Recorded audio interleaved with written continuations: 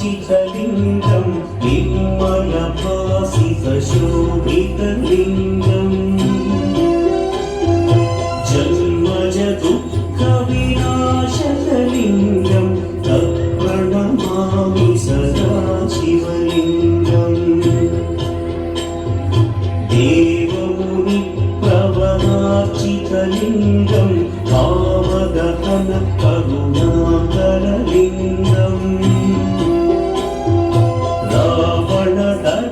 विनाशकलिङ्गं तत्प्रणमामि सदा शिवलिङ्गम्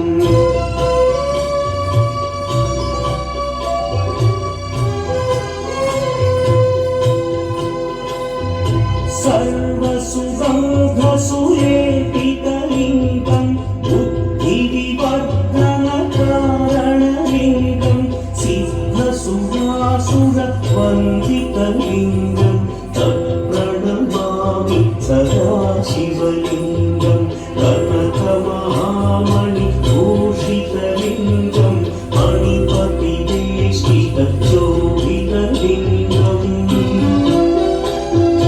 दक्षसुयज्ञविनाशनलिङ्गं तत्प्रणमामि सदा शिवलिङ्गम् कुङ्कुमचन्दनलेपितलिङ्गं पङ्कजहार सुशोभितलिङ्गम्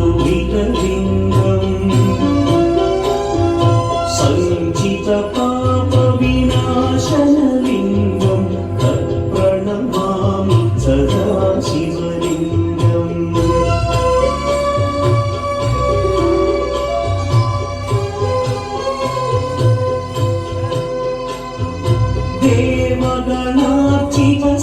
देवगणार्चितसेवितलिङ्गं भावैर्भक्तिभिरेव च लिङ्गं दिनकरकोटिप्रभाकरलिङ्गं तत्प्रणमामि सदा शिवलिङ्गम् अष्टदलोपरिवेष्टितलिङ्गं सर्वसमुद्भवकारणलिङ्गम्